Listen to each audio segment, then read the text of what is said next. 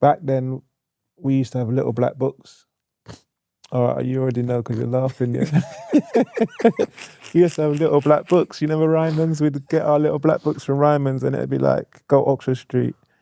It's just numbers, just pure girls, in it, just different girls, in it. Boom, boom, boom, boom, boom. But after being on TV and doing certain things you couldn't get away with no more. So it's like the privacy is done. So there's no, I'm with this person, that's the only person I'm with, etc., etc. Everyone would know your business, and that is in fact has stayed with me till now. People just want to know but they feel that they're supposed to know all of your business. Entitled to. Yeah, and that's something that is. It can be a lot. Yeah, I get mad questions asking me mad questions, and I'm like, that's really not. Yeah. Yeah, not trying to go there. We're not talking about that. Yes. Okay, so that finished. Were you doing music production alongside that, or were you just doing dancing at that time? How did music come into your life? So actually creating music was a funny situation because left home after Snap. It was like back to normal. Well, tried to make it back to normal, but it's never been back to normal since that day. Literally, how could I say it?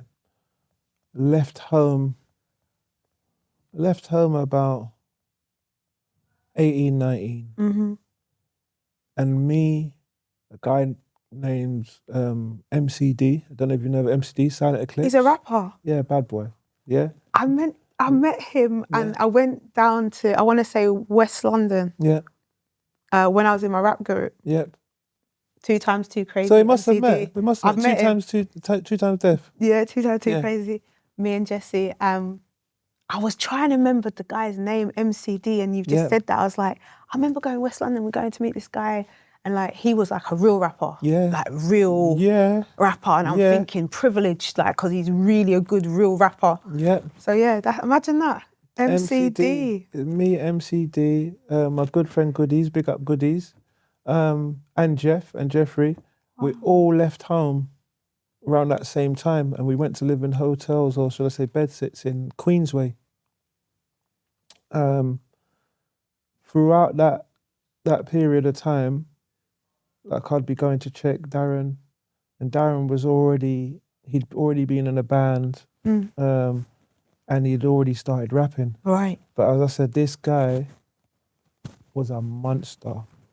Like there's no one in the UK that has made an impact lyrically and style-wise like this guy did without internet and Instagram and all this stuff. MCD. There's no one. We could ask Rodney P. Yeah. We could ask Westwood. We could ask anyone from that era about MCD, and they just have to put their hands up and say, the guy's a genius. That's him. Right. He's the man. Imagine I remember meeting him. I'm not sure if it's more than once, but I know at the time I'm like, this guy is a real. He's the real deal. He's the real rapper. Like even this, when you mentioned it, that's what I was thinking. This guy is the real rapper. Like he's a real rapper. I thought like I was a joke rapper after I met him. Because you know his content, and I don't know what he was spitting about at the time. Yeah. But he could either do the MC, the style thing, or he'd get conscious. Very conscious. And then when he hits that conscious thing, like I've been Brixton Fridge, Brixton Academy. What's that park in? But it says a park in East London. Like he's Victoria Park. Yeah. Yeah. He's literally been the conductor of that whole stage.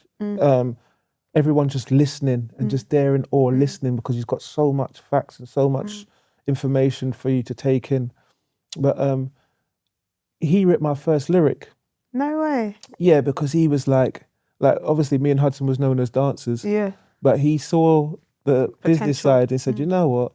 Let me write this guy a lyric. And obviously we was living on the same road. So he wrote my first lyric, and that was kind of like my introduction to starting to rap.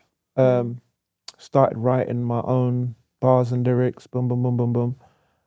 Got a publishing deal eventually down the road. Who was your publishing deal with? It was a Mute Song EMI. EMI. So at the time, Mute Song was like Nick Cave and Depeche Mode. And oh, wow. That's quite big business then. Yeah. Depeche Mode. Yeah, but it was all them huge independent pop artists. Yeah. So us being on there, or me at the time having a publishing deal at the time, it was just like, what the fuck is this guy doing on this label? Do you know what I'm saying? But what happened is we started building an album, and my sister Deshai, big up Deshai, she's actually out in the States doing, like, she holds fashion shows and stuff like that. Much love to your sister. Yeah. She was the singer, and it was myself as the rapper, and my friend Scratch Professor, Omar's younger brother. Okay. On the nothing like this Omar. Yeah. The one, gotta make sure there's only one Omar. Yeah, the Don Dada Omar. Yeah, his younger brother Scratch, he's a Don as well. I'm not gonna lie, creatively, musically, plays keyboards like nobody's business. And they literally kind of signed us as like Pras, Lauryn Hill, and Wyclef. Ah, like the Fugees, like a UK version. Yeah, that's what. That was the vision. Because you know how it is for us. We're always compared to someone else. Yeah, and that was the scenario. So what happened halfway through the album is Scratch had to go on tour with Damon Marley. Oh, wow. Because he'd already been previously doing sessions for them, going to Jamaica and, making music for them and doing stuff. So halfway through the album and this project that we've all been given money for already, he had to cut. No way. So you lot got the advance? Yeah, we got the advance and he got his thing. And you ain't got the we ain't got the products, yeah. And obviously, like, I'm a workaholic.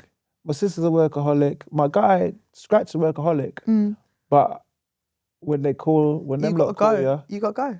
Just get on that plane, innit, mate? Yeah. And I understood. Yeah. But everyone's looking at me, like my manager, Daniel X, Ticking Time Records. He was like, all right, so what are we going to do? So I don't know how it came across, but it was like, all right, I want an MPC drum machine. Yeah, 2000? MP3?